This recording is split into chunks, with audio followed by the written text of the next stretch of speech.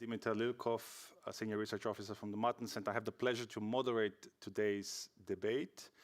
And as a kickoff today, I would like to invite MEP Zsigrid Muresan, who is member of the European Parliament from the European People's Party, a Vice President of the EPP, and also Mr. Muresan is Chair of the delegation to the EU-Moldova Parliamentary Association Committee. Mr. Muresan, the floor is yours.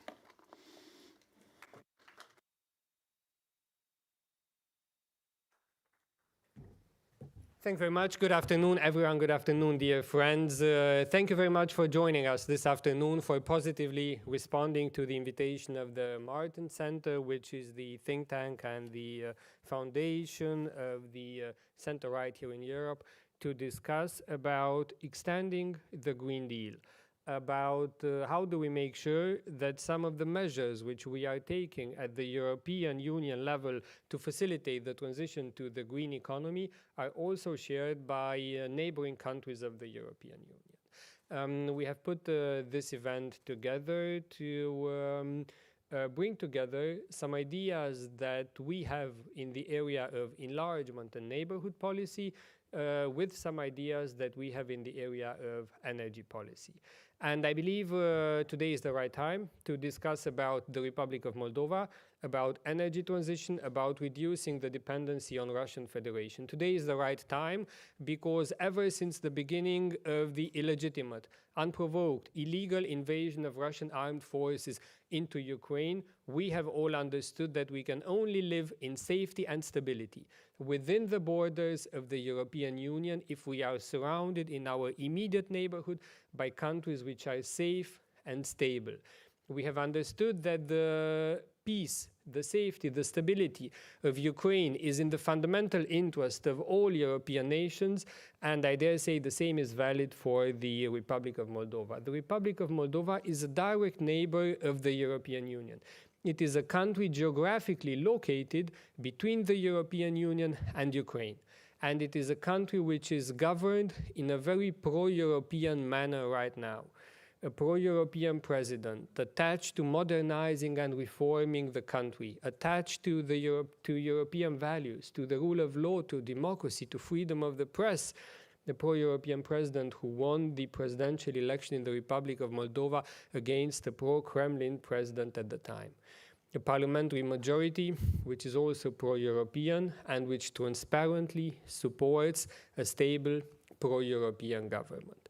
And this country is located geographically between the European Union and Ukraine.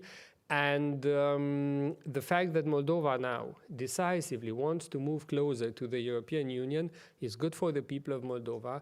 It is good for us as European Union, but it is very good and important also to Ukraine. Because let's admit, we would all be in a much more difficult situation if in addition to dictator Lukashenko in Belarus, the Russian Federation would have a pro-Russian regime in the Republic of Moldova. This is why supporting the pro-European course of the country, which reflects the will of the Moldovan people, is something that is in the interest of Moldova, it is in the interest of the European Union, and it also helps Ukraine. We should help the Republic of Moldova. We should work together to reduce, for example, its energy dependency on the Russian Federation. 2 years ago, 100% of the gas used in the Republic of Moldova was coming from Russia. There was hardly any experience in purchasing gas from other sources than the Russian Federation.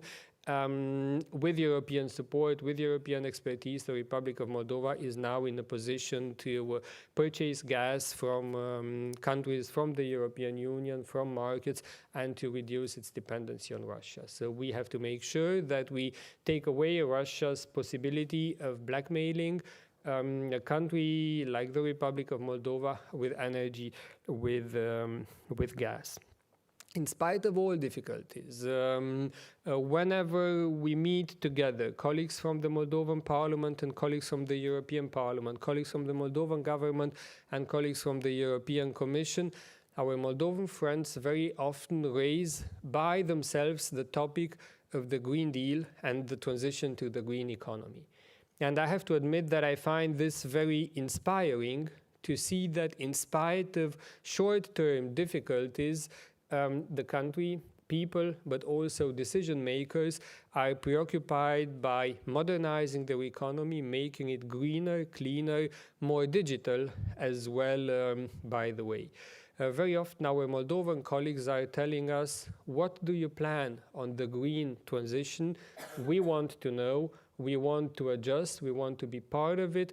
And of course, there's also the question, what are the opportunities? What is the support? What are the opportunities to use EU funds to facilitate the transition to the green economy? The challenges in the Republic of Moldova and the European Union are very much the same.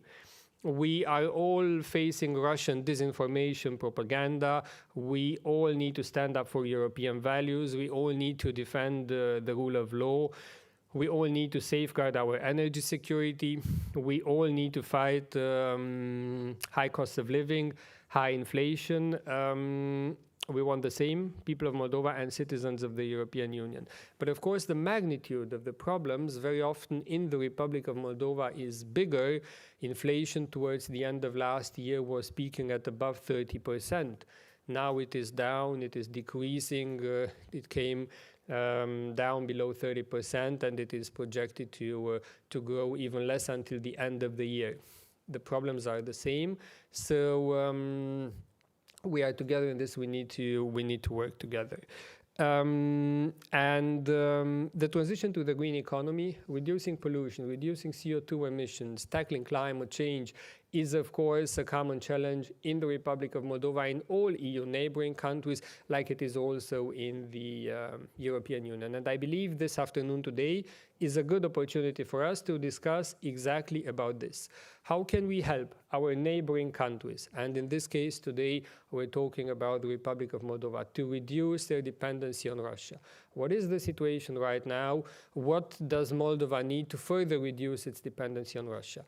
What are we doing as European Union, and what can we do more in terms of investments, in terms of projects, in terms of financial, institutional, but also technical support? How are we doing this in a sustainable manner to replace Russian gas with gas from other sources in the short term, but to invest in renewables, in different sources of energy in the long term? What are the opportunities also for EU member states, for companies to engage there on the ground?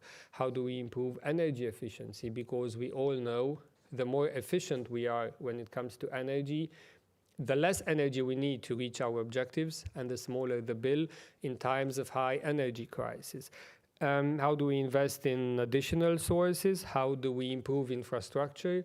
How do we better connect our neighborhood with the European Union? In this case, how do we connect the infrastructure in the Republic of Moldova with the infrastructure of the European Union? What have we done recently? What do we need to do more in terms of better connecting with each other, in terms of making sure that the joint EU gas purchase and storage mechanism, which we have been discussing about in the last year and which comes into being, how we're making sure that this works in practice, and also to the benefit of countries in our immediate neighborhood, so that we should buy gas together at European level, store it together, and put it at the disposal of those who need it when they need it. And this is a mechanism which we have opened up to the Republic of Moldova, and they have subscribed to doing this. So on this note, I'm looking forward to our discussions today with what I believe is a very distinguished panel. We will have around the table, connected online, I think, from Moldova, the Minister of Energy.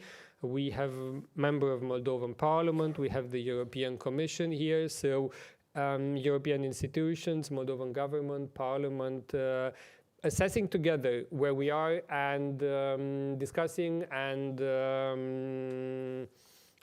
deciding together what we can do together in the near future. Let me just conclude by saying that we have seen on numerous occasions in the recent past that the people of the Republic of Moldova decisively want European integration, not unanimously, but this unanimity doesn't exist in EU member states either, and it is not needed. What is clear is that a very vast majority of the people in Moldova wants European integration. We've seen that at the public rally with more than 80,000 people in the capital of Chisinau the other week. We've seen that in recent elections, both presidential and parliamentary elections, where people have given wide support to candidates, parties which want to bring the country closer to the European Union. And if Moldova says it wants to be closer to the European Union, it sees the answer to the challenges in a closer relation with the European Union, then our duty is to provide support, to stand by their side, to work together to modernize the country, to reform it, to improve living standards for people, based, of course, on existing rules, but with a clear objective of an even closer cooperation. I'm looking forward to our discussion today. Thank you very much, Tomi Hutanen, the director of the Martin Center, and all colleagues in the Martin Center for putting this together. And let this be a first of a series of events where I believe there's a lot to talk about the common challenges that the European Union and our neighborhood countries, be it Western Balkans, be it Eastern neighborhood, face. Let me thank, in the end now, also to the Moldovan ambassador at the European Union, Daniela Morai, for joining us. The ambassador never wastes an opportunity to speak up on behalf of her country, to make us all aware of the progress that takes place in the Republic of Moldova and of the support which the Republic of Moldova deserves. We wish Moldova all the best also for the upcoming summit of the European Political Community. More than 40 heads of states and government, plus presidents of all EU institutions, traveling to Moldova in 2 days' time. I believe that is also a sign of the trust that the Republic of Moldova enjoys now at European level. On this note, thank you all for being here. Looking forward to the discussion.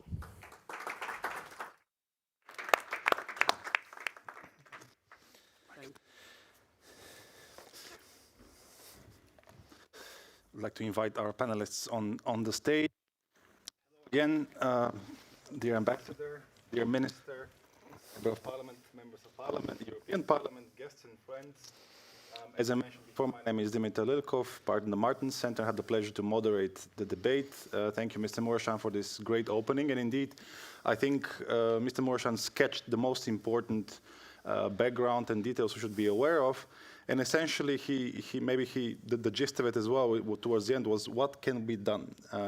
We see how many problems the country faces, especially when it comes to its energy dependence on foreign exports, not only on natural gas, also on coal and oil.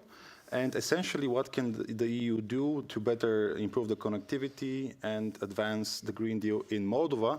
And maybe adding, without jeopardizing the energy security of the country, of course, because this is an essential aspect that we should never forget.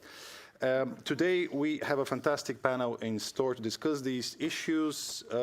We're joined online, as we can see, by Minister Victor Parlitsov, who is Minister of Energy, Republic of Moldova, who's also previous director of the National Agency for Energy Regulation. On my left is Ms. Ina Coșero, who is part of the Moldovan Parliament, Member of Parliament, Vice Chair of the Environmental and Regional Development Committee. Thank you for joining us. And last but not least is Nicolas Cendrovic, joining us from the European Commission, Deputy Head of Unit, DG NIR.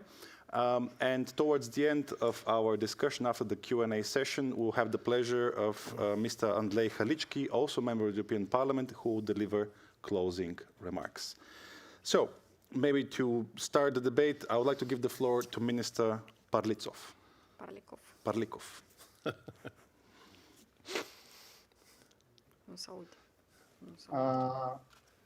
Can you hear me?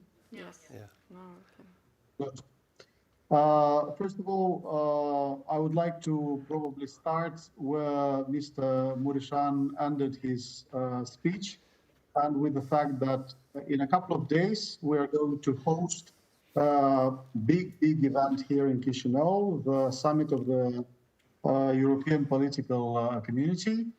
And that is a great sign, both of the trust that EU has in us and the European community has in us, and of the fact that we as a country are committed to the European path.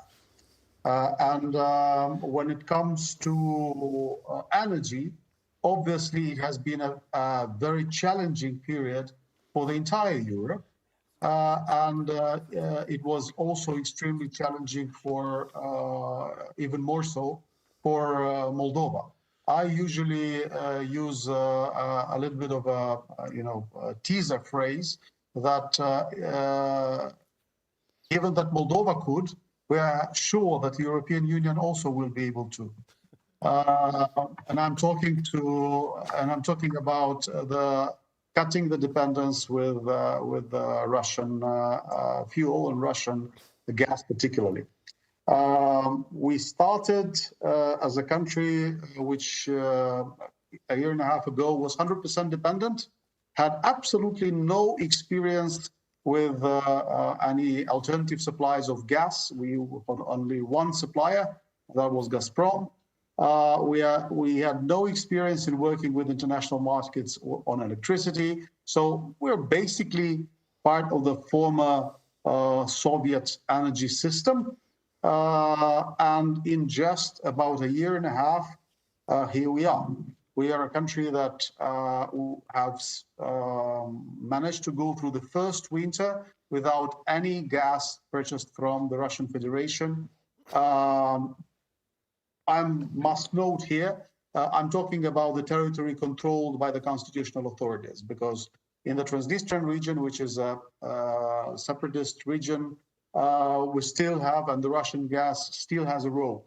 But on the territory controlled by constitutional authorities, we have managed to go through the first winter without any Russian gas. Not only that, we have acquired priceless experience on the international markets. Energocom, which is a state-owned company, which basically became the arm for security providing of the Moldovan government in terms of the energy, has managed to not only bring gas from other sources, from European markets. Not only is this gas cheaper than the prices that we would have gotten from Gazprom. This is also a unique experience where, or for the first time now, it's probably not unique anymore, but Energocom was the first company who used in commercial way, not just the Romania-Moldovan gas interconnector Iași-Ungheni, but also the reverse flow on the Trans-Balkans pipeline, and also even the interconnector between Greece and Bulgaria. So Energocom, from a company that no one knew a year and a half ago, has become the first company, and at some point the only company, who had the experience along the entire so-called vertical corridor from Greece to gas storage facilities in Western Ukraine. And I will mention a little bit more about that later, possibly. We have managed to diversify our electricity supply. And this is largely due to political support from the EU. Not many people know, but Russians launched their attack on Ukraine the day Ukraine and Moldova were most vulnerable in terms of electricity supply, because it was a planned disconnection of Ukraine and Moldovan electricity grids from the former Soviet IPS-UPS system in a testing mode, which was meant to be a testing for 2 or 3 days, then would have to be followed by a summer test, and then after several years of homework done, typically ENTSO-E would allow synchronization with the continental European electricity grids. So for things that taken most countries, for instance, Romania, it took about 15 years to get through this process. In case of Moldova plus Ukraine, largely because of a political decision taken in Brussels as a result of the unprovoked aggression of the Russian Federation in Ukraine, this synchronization took 3 weeks. So in 3 weeks, after huge work done in Brussels, ENTSO-E, in Chisinau and in Kiev, probably most importantly, we have been accepted to synchronize, and that was basically the element that kept our system running after the barbarian attacks over civilian critical energy infrastructure in Ukraine last year, starting with 10th of October. Had there not been for the synchronization, Moldova would have stayed outside, like with the lights off, without electricity for weeks, much like Ukraine did. Due to this synchronization, we were capable of bringing in electricity from Europe, from the European market. We bought it in Romania. Whatever we couldn't buy came as an emergency support. And we bought it afterwards, like as an emergency support. But one thing that must be clear, for now, and I think this is irreversible, Moldova is part of the secured area of the secured European area. And this secured European area is largely there because of magnificent or unprecedented resistance of the Ukraine. And I want to give my tribute to my colleagues in Kiev, in all over Ukraine, for what they're doing and for their resistance, for their ability to stand the aggression from the Russian Federation. Now, we have this changes and this transition came at a high cost. The costs were high, the energy costs hiked, not just in Moldova, it was a European price spikes. However, for our country, that was most sensitive, particularly for the from the point of view of the social welfare. Moldova is a poorer country, and our financial envelope, our budgetary envelope, would not have resisted without external support. And here again, we relied a lot on support from EU, from the US, from our transatlantic partners, which also provided resources to pay extraordinary amounts of compensations to the vulnerable consumers to get over these price hikes.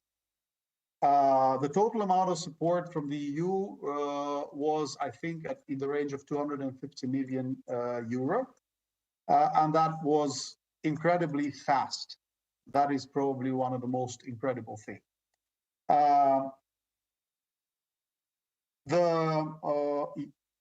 I mean, as a result of that, this came at a high cost, but as a result of that, we came out with much stronger and much better prepared. I must say that we feel much safer and much more assured of like for the coming winter season, for the coming cold season.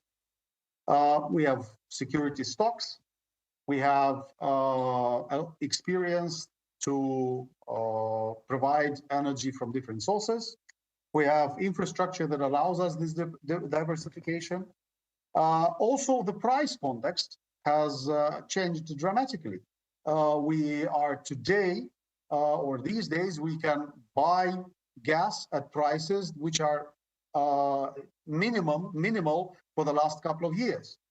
And we are planning to do so to bring the good news to our consumers. And here again, I want to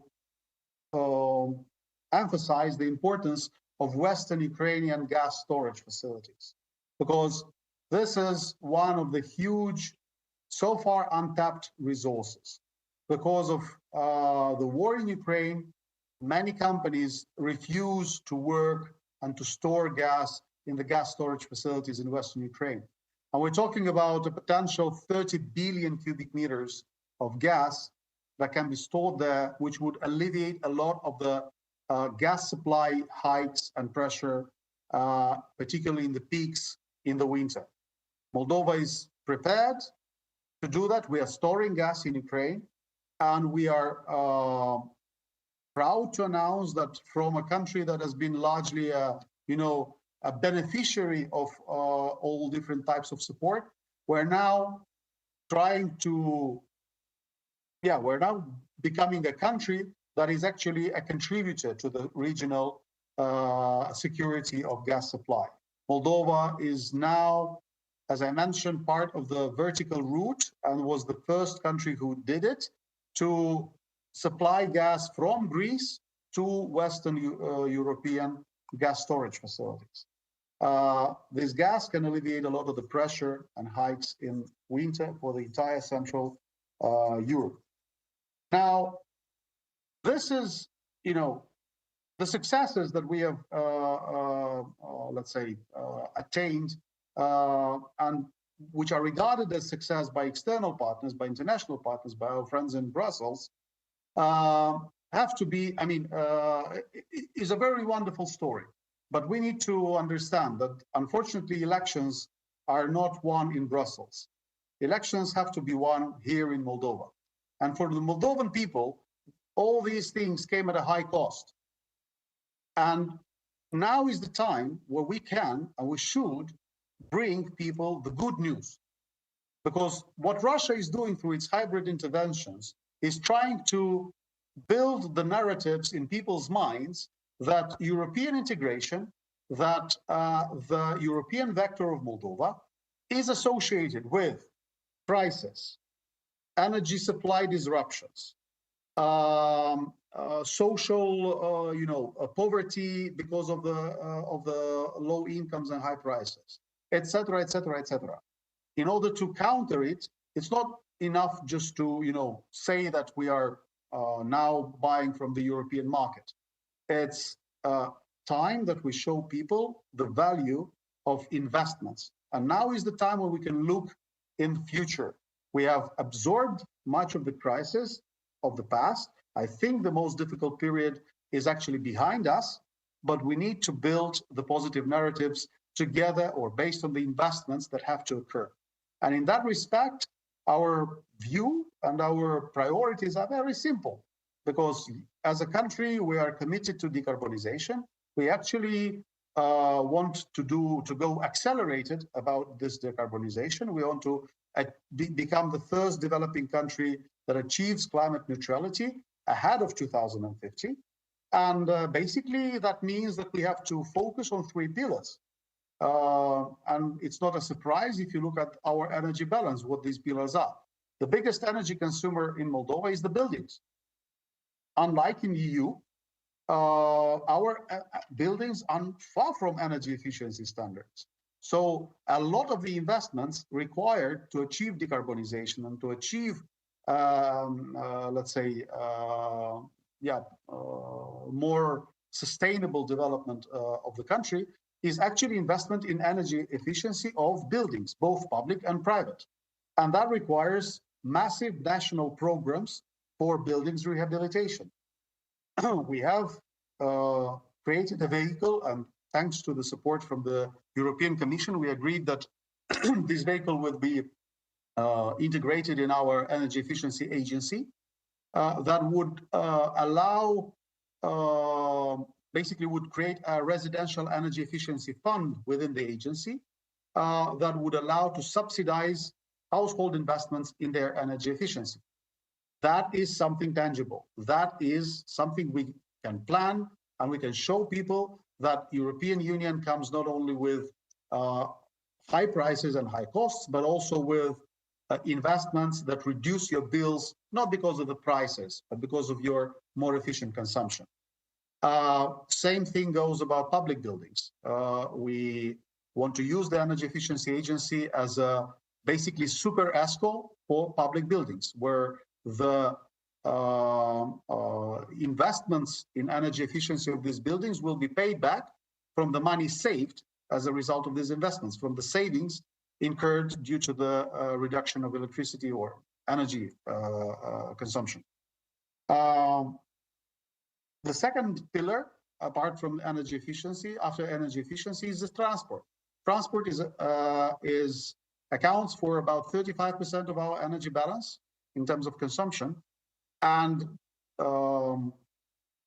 decarbonization of transport, in our case, basically means electrification, which also builds into the third pillar, and that is enabling more renewables in the grid. At this point in time, our biggest constraint in terms of renewables is not the resource, and it's not even the grids. It's actually our consumption pattern. Our low energy consumption, particularly at night, doesn't allow us to put on the grid more and more, for instance, wind resource. Because the wind resource in one, I don't know, region alone of Moldova can cover the entire consumption of the country. But we cannot put it on the grid because the consumption at night, if we have a windy night, we have nothing to do with this energy. We have to export it. Actually, Moldova today is even exporting renewable energy to Ukraine, and at some point was even exporting it to Romania. Low quantities, of course, but still, as a matter of fact. Thank you, Minister, for this really comprehensive overview. I have a couple of points I would like to follow up, but before that, I would really want to give the floor to the colleagues so we can continue with the discussion. Thank you again, Ms. Coșero. How do you see this dynamic from the Moldovan Parliament? Good afternoon to all the participants of today's event, which we agreed to organize together with Siegfried Mureșan, and I would like to thank Siegfried and the Martin Center for putting all this together, and I hope this is the beginning of a very interesting discussion and path we will follow in order to get Moldova's energy independence and resilience. We understand this is a huge work to be done by the Moldovan government and by the Moldovan parliament, but we will not give up, and we feel an unprecedented support from the development partners and from the European Union. So we will stand together to achieve this objective. So for me, it is an honor to represent the majority, the ruling majority from the Republic of Moldova today. And for us, as a majority, of course, it is important to say that nobody expected these developments when the Action and Solidarity Party won the elections on the 11th of July 2021. Nobody was expecting so many crises coming one after another, and us finding capacities in the country, even capacities we did not have, to face all these crises. And as the minister said before, the connection to ENTSO-E, European electricity network, which was done in 3 weeks. Of course, it was an effort which was done not only by the Moldovan government, but in cooperation with the European Union, with the European Commission, which helped us like on an hour basis in order to overcome this crisis. Moldova, which was dependent from only one energy source, and it was from independence from 1991, for us it was a very challenging exercise actually to stand on the path of getting energy independence and resilience. And without the support of the European Union and of the development partners and of our Romanian colleagues, we would not be able to achieve all the results we achieved today. So we are very clearly disseminating this message with the Moldovan population and communicating these results on a daily basis. So the crisis started in autumn 21, and it was not only the Republic of Moldova which was affected, but this instrument of manipulation was used on the whole European Union region. But the Republic of Moldova, which is neighboring Ukraine, was and is affected more than other countries, with all the consequences which we feel in economic and in social sector. So as the minister mentioned before, the exercise which was organized on connecting the Republic of Moldova and Ukraine to ENTSO electricity network on the 24th of February 2022 was followed by the unprecedented and unprovoked invasion, unprovoked war, aggression of the Russian Federation on Ukraine. And this is what we are communicating very clearly to the population in our country, that this connection resulted in these very dramatic consequences. And we are standing with the people of Ukraine, and we will be helping our Ukrainian colleagues and friends with all the support that the Republic of Moldova can offer to our neighbors. And we all understand how courageous are the Ukrainians in defending the European democracy. So only together and with the European Union support, we will be able to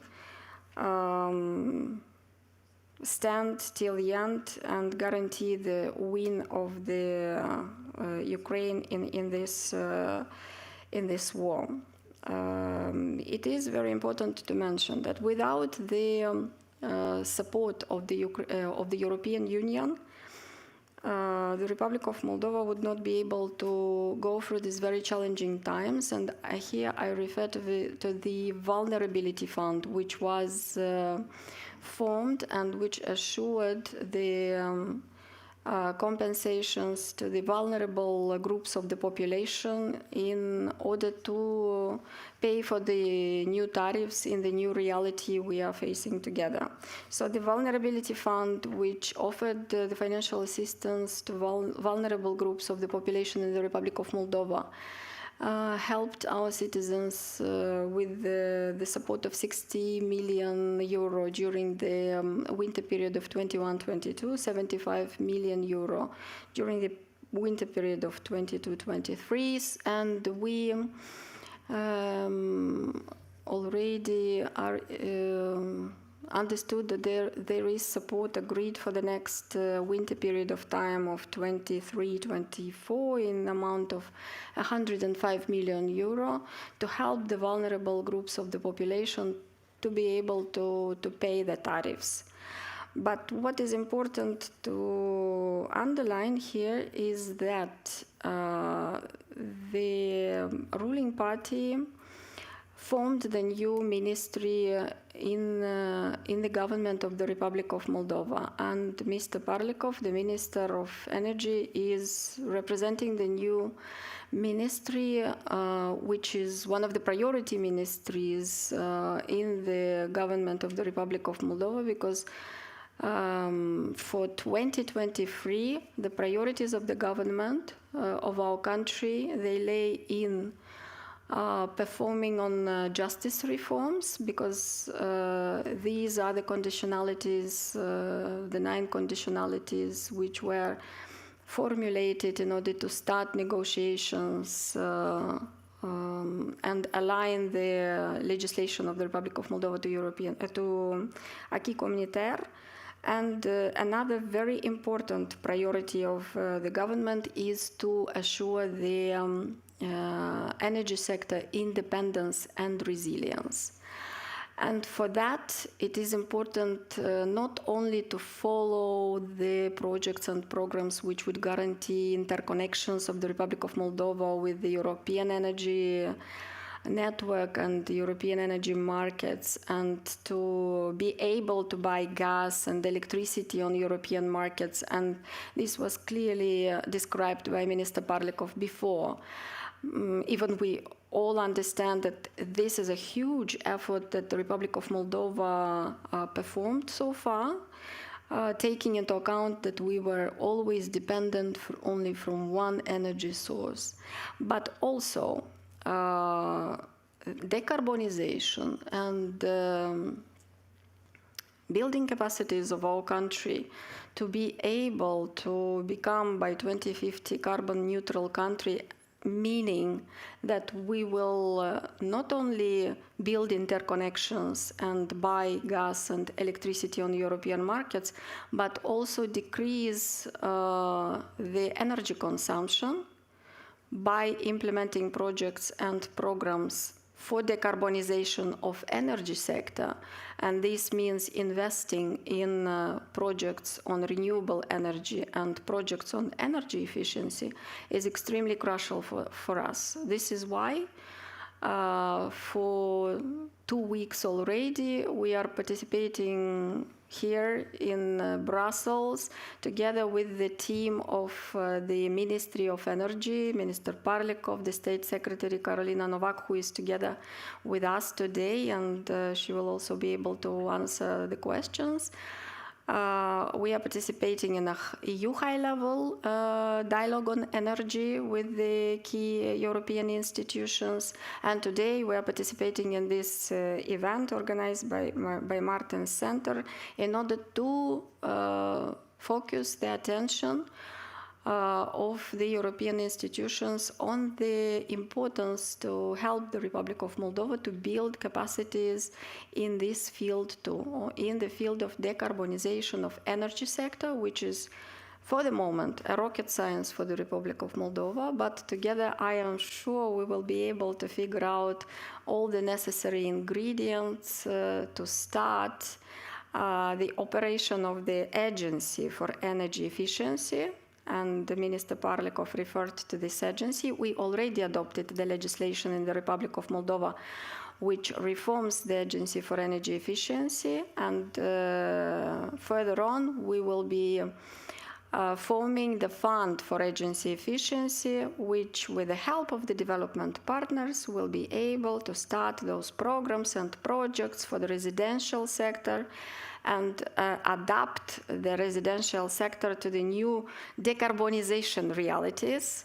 And this could be done only together. So in order to conclude, it is very important to say that the ruling majority has a very crucial task of keeping the pro-European path of the Republic of Moldova. And this is what we are assuring in the country. The 21st of May, with the big meeting in the center of the capital of the Republic of Moldova, showed a support of the majority of the citizens of the Republic of Moldova to keep the pro-European course of our country. The next event which we prepare is the EPC event on the 1st of June, with the participation of 50 European leaders.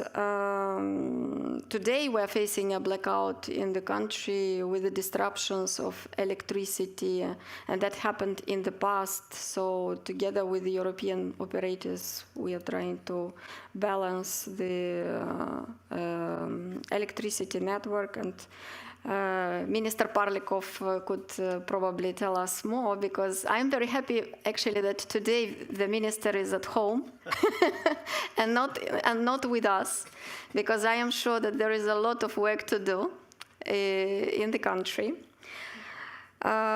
It is also important to say that I'm finalizing that with starting the negotiations this year, and this was the resolution which was adopted in the European Parliament on the 19th of April.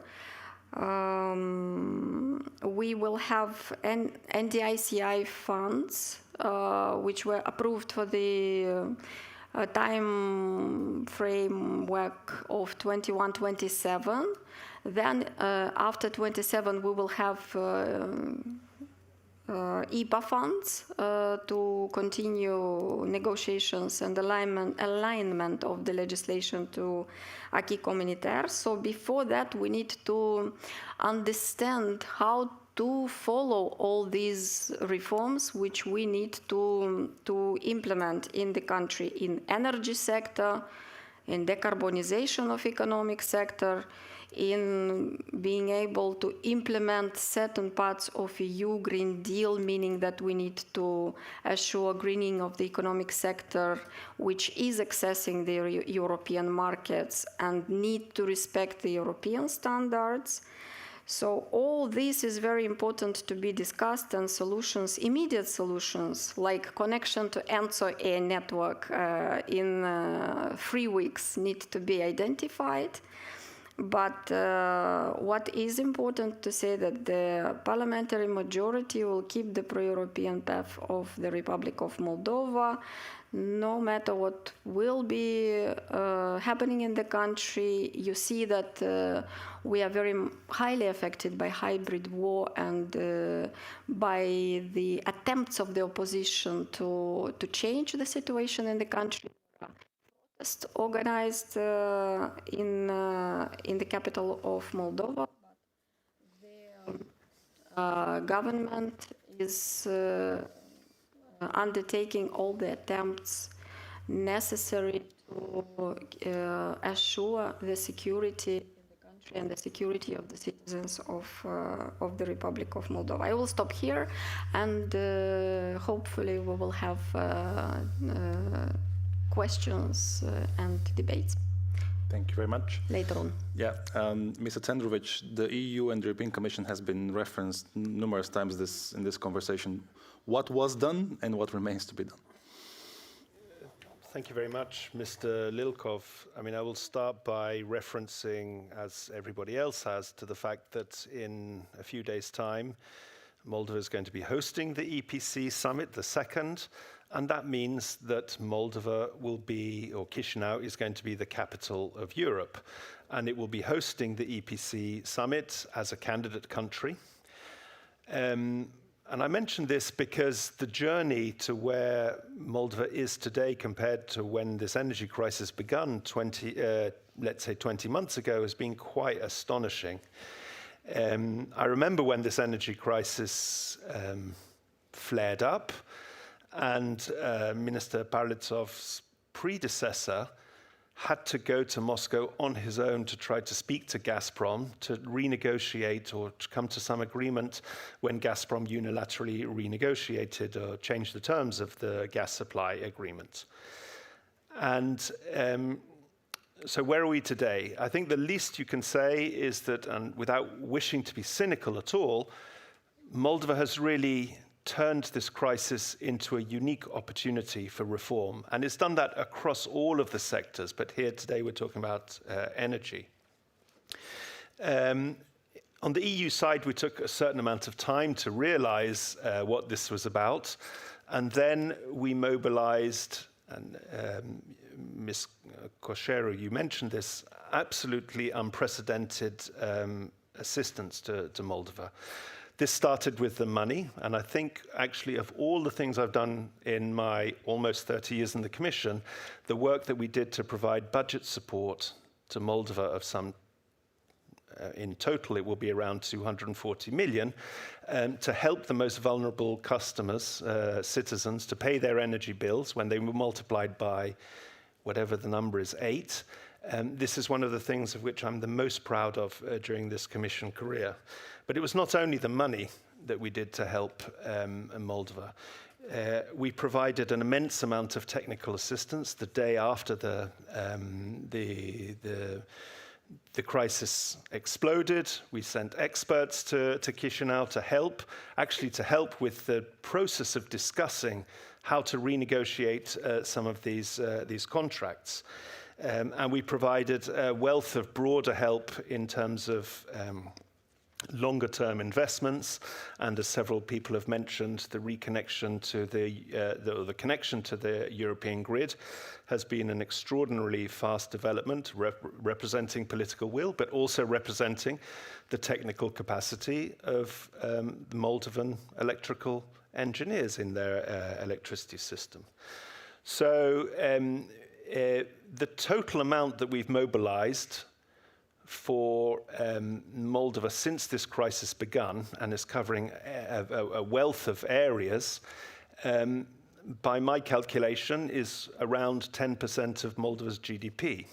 And this gives an idea about how absolutely crucial it was for the EU that Moldova weathers this storm and actually comes out stronger.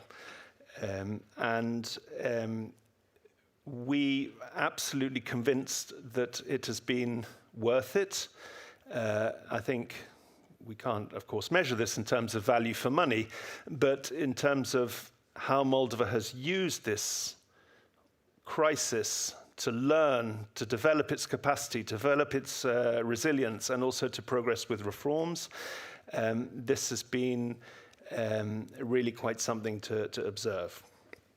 So if we go back to what do we mean by the green transition and the Green Deal, which is what this seminar is about, what's interesting, maybe from a theoretical point of view, is that years ago, the EU didn't talk about energy security, it talked about security of supply. So energy security was essentially about making sure that the EU or any country had its supply of mainly gas and oil, and also electricity, coal and nuclear fuels. And now we have a much broader view about what energy security is. And Minister Palitsov, you were talking about this. Energy security is not only ensuring that we have the fuel coming usually from not very pleasant regimes very often, to keep the lights on. It's about a lot more than that. And what happened in Moldova in these last 20 months has been, quite frankly, exemplary. We start with, and you mentioned this, a complete reorientation of the energy flows, and not only the physical flows, but also the contractual relations with suppliers. The connection to the UCT, European Electricity Network, is a fantastic opportunity for your country. We also see the tenders for development of renewable energies, and we look forward to the corresponding work to strengthen your internal transmission network to meet all of this. We've mentioned, several people, the central focus on energy efficiency and the establishment of an energy efficiency fund. And I'm actually quite grateful, Minister, that you mentioned this, because this tends to be quite an unsexy subject, let's be honest. And actually, residential energy efficiency tends to be the least sexy of the energy efficiency modes. But you've put it at the heart of this. Why? Because this is going to be the way to ensure that the bills, energy bills of your citizens will be reduced in the longer term. And maybe fourth, in terms of how you've turned this into an opportunity, is the massive work Moldova has carried out on energy reforms. And don't take it from me necessarily, but the Energy Community Secretariat has really said that Moldova is the poster boy for reform, perhaps I shouldn't use boy, the poster person for energy reforms, in terms of taking this opportunity and driving through reforms. You're now talking about unbundling in the gas sector, which is something which tends to be an extraordinarily difficult subject, particularly in countries which are so dependent on one supplier, a rather big supplier to the east. So this gives an indication of your courage. And finally, I go back to what Mr. Mureșan said when you said that Moldova sees the answers to its challenges in the Green Deal. And this is something which we find very striking in the Commission, which is how much you've embraced this agenda, not only about securing the physical molecules of gas or of electricity, but using this as a driver for the long-term reforms. The Green Deal is, and it was built this way, to be Europe's long-term growth strategy. The Green Deal is not only a cost for the countries, and it is quite expensive, this is an investment. And Moldova is certainly seeing this as a way of pushing forward so many of the reforms necessary and addressing so many of the structural challenges, actually particularly reducing the energy intensity of the Moldovan economy, which has been extraordinarily high and ends up being a drag on the competitiveness of the Moldovan economy. So, yeah, the country, and this is something which is impressing us, seeing energy security as a very broad concept, as I said, and not only scrabbling around looking for where the gas will come from. Maybe I'll conclude on this, but also to echo what Ms. Coșeru just said about the sheer political will of this government. And I have to say it's something we have very, very, very regular contacts with this government at all levels. And one of the things which I'm most struck about these discussions is that even when there are awful crises going on, the minister or the prime minister or the president always wants to take some moment to say, okay, you know, we have an energy supply problem, we have a problem of instability, political instability, and hybrid threats from Russia. But I would also like to take a little moment to talk about the longer-term reforms which are necessary for Moldova. And I'm astonished that the country has that bandwidth, despite all of these crises, to engage with those longer-term discussions about the reforms that the country needs. This is clearly a question of timing, and as I said, maybe I can conclude here. This is really a fantastic example of how to turn a crisis into an opportunity for the longer-term benefit of the country and its citizens. Fantastic. Thank you very much. I think now is a great time to kick off our discussion with the audience. I myself have a follow-up question to the minister. Dear guests, if you want to pose a question, just please give me a signal. Minister Pavlikov, indeed, Moldova has become a success story when it comes to its response to the energy crisis. But I would like to ask you, when we talk about infrastructure, specifically about infrastructure, because we saw the importance of receiving natural gas flows from EU member states in a rapid amount of time, what more needs to be done in the future when it comes to Moldovan infrastructure and connectivity? And how do we make sure that the energy price hikes remain part of the history and not something to be feared of in the next winter season?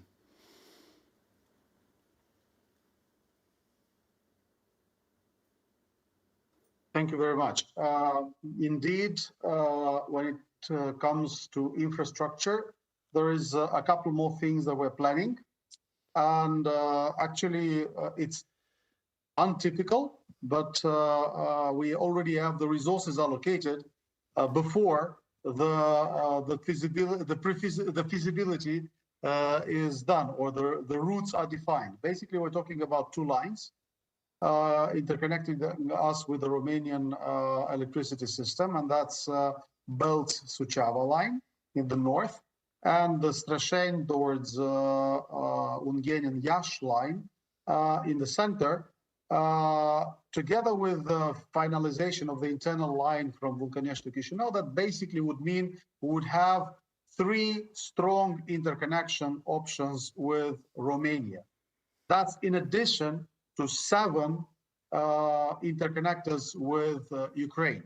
Probably after we finalize this exercise, and I think it's going to take several years, of course, lines are not built overnight, but probably after this exercise is finalized, we're going to be the most interconnected system in Europe. Where if we take a ratio between the capacity of the interconnection with basically the the exposure to the outer systems and the internal consumption. Even today, well, our internal consumption is probably about 5 times lower than the interconnectors would allow us to cover. With these 2 additional lines, we would also be interconnected not only with Ukraine, which is traditionally a strongly, we're traditionally strongly interconnected with them, but also with Romania. And that would probably make Moldova a place through which energy flows from Romania to Ukraine will go. Thank you very much. Yes, I see a question from the floor. Please present yourselves and the question. Thank you very much. I'm Marina Sklar, I'm Brussels representative of Naftogaz of Ukraine, major gas company of Ukraine. I have a short question to the minister. If you can formulate, what are your main challenges or priorities maybe in gas supply for Moldova in next 6 to 12 months, if I would say? Thank you. Good to hear this question from Naftogaz.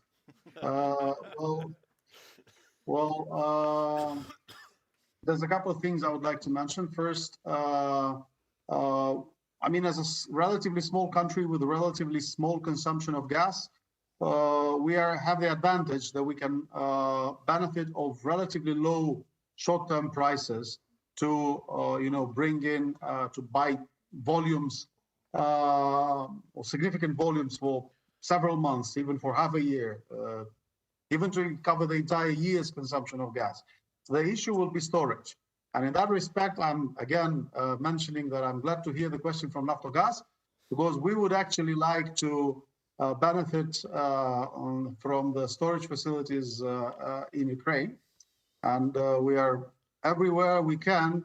We are raising the issue again that the gas storages in Western Ukraine have a great potential in terms of ensuring the regional security of supply for gas in the next winter.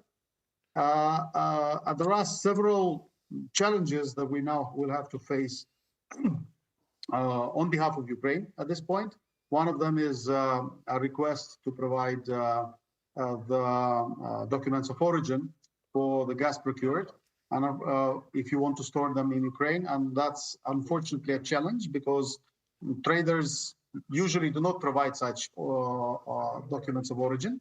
So, and this is a unique kind of request that was enforced by Ukraine. So we need to maybe discuss how we can work with that so that we can all benefit from a better usage of Ukrainian storage facilities in winter. And second, yes, is also we need to secure the safest and the shortest route to go to Ukrainian storage facilities.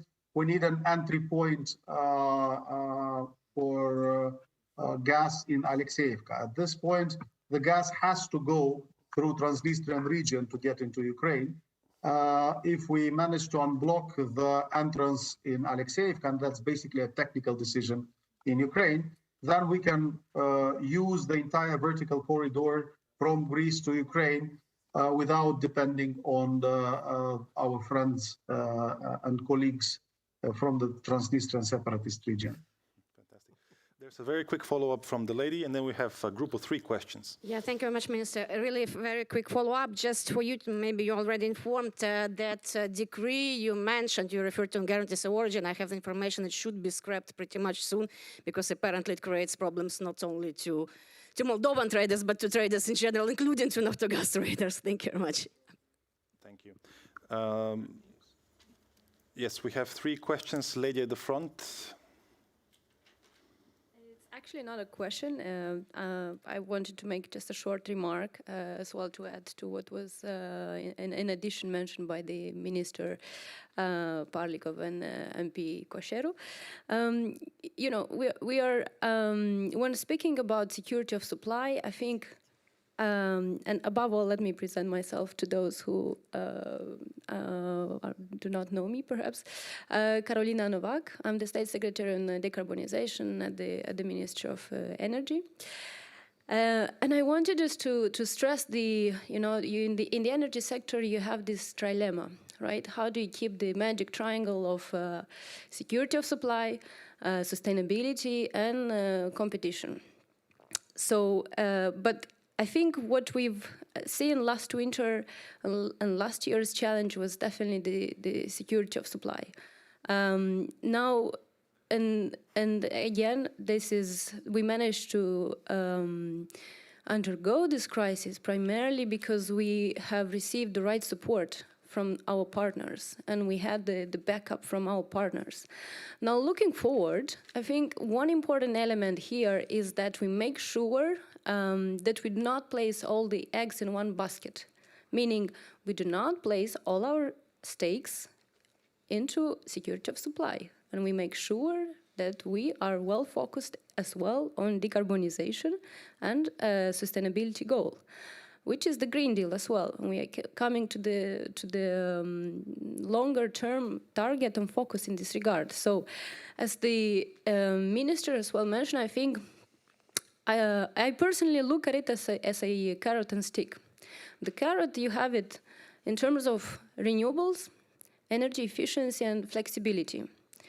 This year we'll create the first auctions, which we plan to have them around autumn period. So first, renewables, auctions, 165 megawatts capacity on wind and solar. And we plan to do it literally this year. The next plan, in terms of energy efficiency, is to have one fund, energy efficiency fund for the residential sector, and then on public institutions as well, because it's important that we reduce as much as possible from the emissions we have before investing into generation capacities. And the third element here, I think it was mentioned transport, but I will stress the flexibility importance here is the grids and storage as well. So this is, I would say, it's the carrot in the sense that we can create incentives for end consumers as well. Moldova, it's not a petrol state. We should then focus on our own domestic resources, the sun, the wind, the biogas, waste to energy, everything that we can actually develop on what we have within the country. The stick element here is ETS, emission trading system, and carbon border adjustment mechanism. We had today a few meetings with different units from the Commission, DG Ener, DG Climate, ENVI. The question is, so how do we do it right? How do we smoothen this impact? How do we hamper this transition? And for a regular Moldovan, this is a proper transition which actually incentivizes him to support, or her to support this transition and not to go against this transition. So this is very important. And in terms of the ETS as well, we need here to have capacity building, the right human resources, the right agencies, and the right institutions. That's one element. Second, we'll need to understand the impact that it will have upon our industries, upon the district heating as well. To do the reforms, we will have to do in changing filters, doing studies and understanding the impact. We need to avoid losers in undergoing this transition. We cannot allow ourselves to have a gilets jaunes in Moldova. We need to have supporters alongside this transition. So it has to be a smooth transition, one that it's a positive one with direct benefits. It's an affordable transition. So now I'm coming to the last point in terms of affordability. How do we make sure, the last one, how do we make sure that Moldova, as a country which is affected indirectly by this war, it's in a hybrid war with Russia, how do we manage that Moldova gets the right amount of funding and climate funding as well with easy interest rates, not the ones which are inaccessible to the country. And we secure that we channel the right climate-oriented investments into the country. Thank you. Thank you very much, Ms. Novak. There's a question from the lady at the corner and the gentleman in the second row.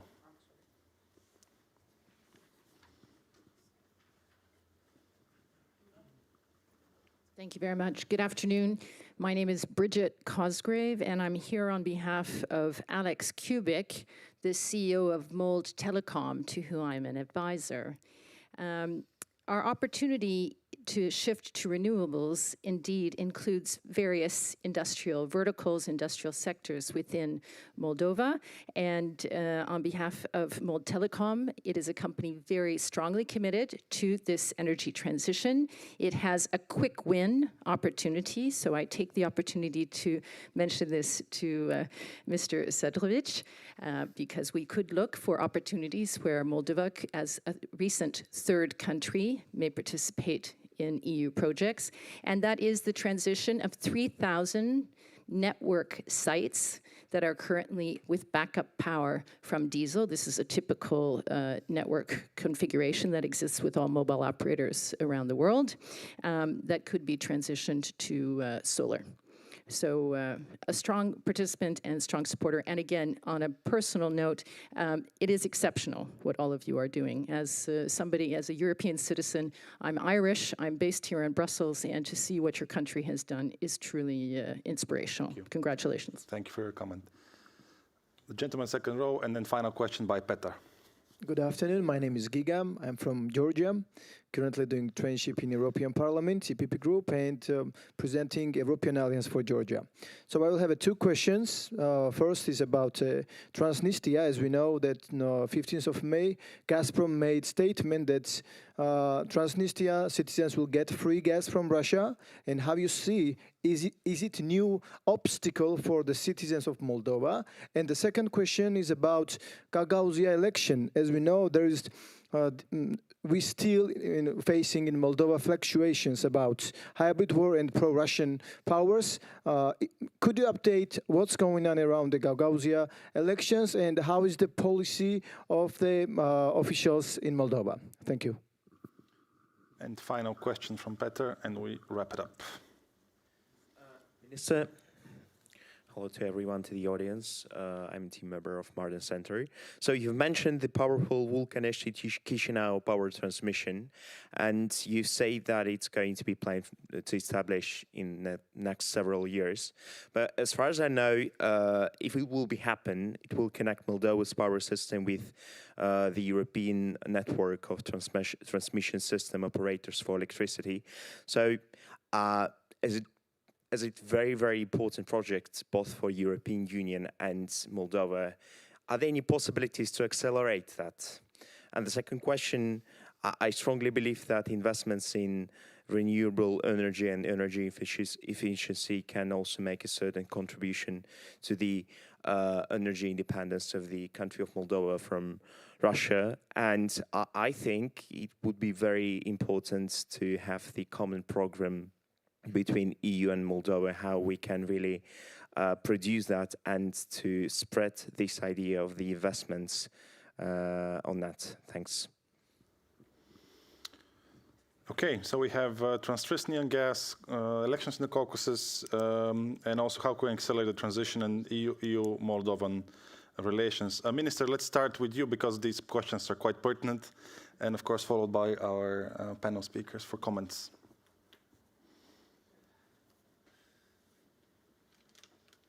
Okay, gas in Transnistria. Simply speaking, this is not something that happened overnight. This happened today or on the 15th of May. That's the reality we live in for the last probably about 30 years.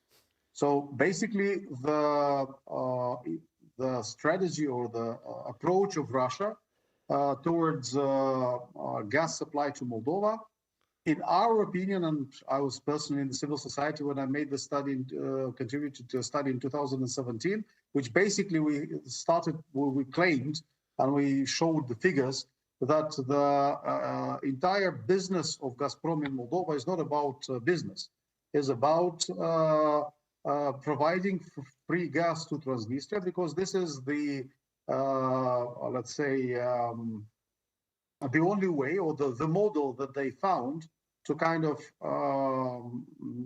maintain the illusion of independent country in that region. And that whole illusion of independence hangs on this free gas deal. Now, at this point in time, we think that this is, I mean, for now, for us, now it became an option. We had no options until now, until recently. We had to accept the deal because we have basically no other suppliers anyway. As for now, this is basically let's say, tolerated formula. I call it an unstable equilibrium, under which no one is happy, but that's the best, let's say, compromise that can be achieved. Because on one side, obviously Gazprom is maybe, or maybe not happy to supply gas to a region that they cannot control fully. On the other side, we are not very happy to have a region which is kind of claiming its independence based on this gas, based on the economic effects produced by this gas. But we also need to be aware that there is 300,000 people in the region which will not vanish, will not disappear if the free gas for Transnistria deal is killed. And we need to be prepared to take care of these people once this deal is cut. That's why, and this is what we're basically preparing. We are basically preparing, if this deal is suddenly disrupted, that we need to be able to step in and to take care of the people there. Because again, they will not fly to, they will not flee to Moscow, they will not flee anywhere else. They would either come as refugees to the mainland Moldova or stay there, and there needs to be a system in which they are provided with heat, electricity, and basic needs for which they are not very used to pay. Because just to give you an example, the price difference between the gas in the mainland Moldova and what we're paying here as consumers in Chisinau and other places, and the price that is paid by consumers in Transnistria is 30 times. We're talking 30 times. So, we can imagine a system where, we cease supplying gas, or gas supply to Transnistria is cut, but we need to find a way to make sure that these people can, breathe, stay alive, stay warm, safe, etc. And they have no payment capability for modern prices. When it comes to Vulcanești, Chisinau, and other interconnectors, the idea is, the Vulcanești, Chisinau line is already in construction. It's in the process of not the construction physically, but we are preparing the grounds, preparing the terrain, and I think this year, next year, the construction will go ahead. I'm pretty positive that this project will finish before end of 2025. The other two projects I mentioned probably closer to 2027, 2028. But already now, with the existing lines, due to the synchronization with NSOE, we are by far safer than a year and a half ago. We're talking about, and I usually put it in a very as an example. For consumers, on the 16th of March, 2022, as of 1:15 p.m. local time in Moldova, nothing changed. Absolutely nothing. They noticed absolutely nothing. In terms of energy security, in terms of options, in terms of our ability to be part of the European market, this has been a 180 degrees turn. Thank you very much, Minister. Thank you for these responses. The panelists here, any closing remarks in response to the question, or maybe in terms of general wrap-up? On Gagauzia? Yes, please. There was a question related to Gagauzia elections. This is actually the result of the hybrid war threats in Moldova. And this is what we are trying to control as much as we can by the state institutions. This is why the 6 TV stations, Russian TV stations, which were disseminating propaganda in the country, were switched off.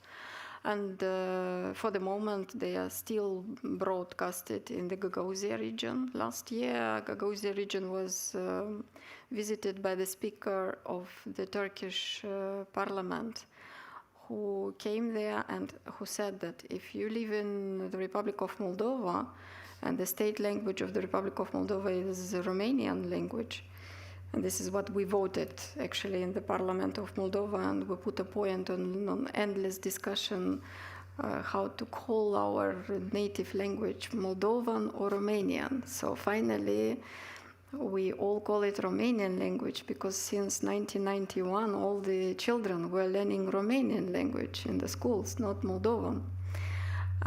So the speaker of the Turkish parliament, he said that if you live in the Republic of Moldova, you need to learn Romanian in order to be able to speak to the rest of the country and to get well integrated in this country. Not just stay isolated and pretending that you're autonomous, but you're a part of a country.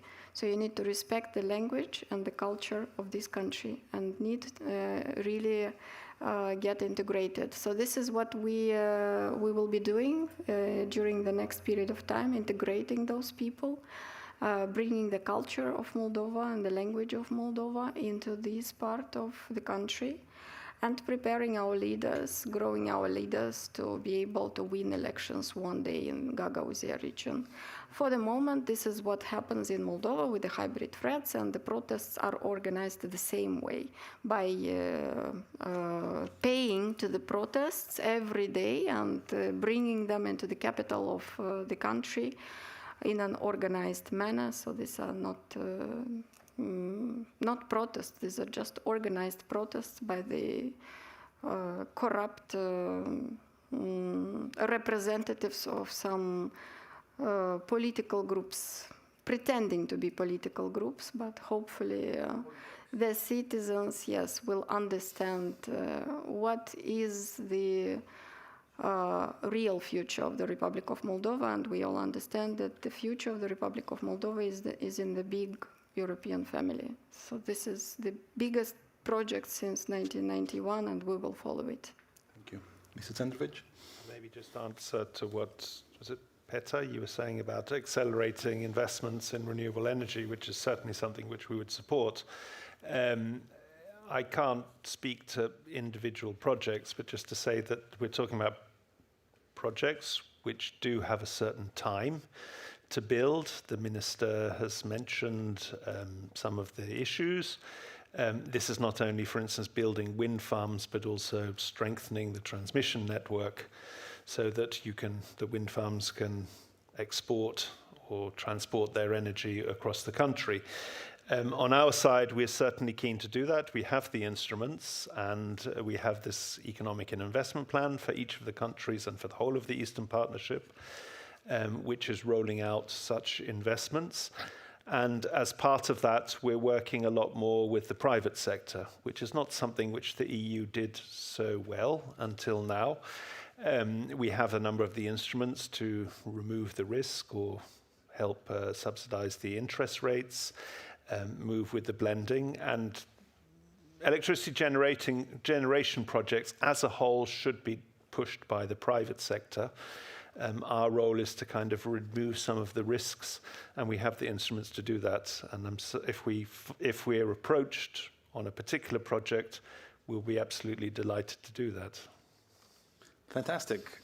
We've had an excellent panel of experts, and now before we conclude the event, I would like to give the floor to MEP Andrei Halicki, who is part of the European People's Party, also Vice President of the party, to deliver the closing remarks to this event. Thank you. Yes, please. Thank you very much. Thank you very much, and dear colleagues, I would like to thank the speakers for very interesting debate first, but I would like to thank Martes Centers for the meeting, for organization, Tommy Huhtanen first, but for all your staff really thank you. It's nice to see Madam Ambassador Daniela Morari with us. It's very important that we are together today. I would like to thank Siegfried Muresan for the idea, because we are politicians but not experts. And sometimes it's very important to have this contact and dialogue, because we believe that these are very important days, months, and coming decade is a crucial one, because first of all, we have a war, real war. And as it was said, and especially Madam Chairman emphasized in the last sentences, we have also hybrid war. So we have to know and understand that common Europe means, for instance, cheaper energy, not more expensive. So it means security, not a risk. With Romanian colleagues, we know how it was in 90s. I think it's really the same way of transition, really the same way of taking the decisions. And it's very important to be very effective on this way, because this decade is similar to our 90s for Moldovan citizens, for the whole Europe, because I believe, and EPP is the political family which was very important on this way of building the Europe stronger, more integrated, and also bigger. So we are facing a new decade with enlargement, with a bigger number of states, and also with these challenges which are facing. So more security is needed on energy field. Of course, this is the first task, but the others are also important, because I believe that Moldovan citizens could live in better conditions when we will be together. And what is very important, and it was said by Roberta Metsola, it was 1 week ago in Chisinau, Moldova is a part of Europe, it's obvious. But we need Moldova in Europe too. So this is also our important role to attract Moldova to our common security and development. It's also benefit for us to have Ukraine, Moldova, and the other, Georgia, and the other also countries and societies together with a stronger, more integrated, and more safe Europe in the next years. This is the challenge for us. This is a hope for our kids to be more safe.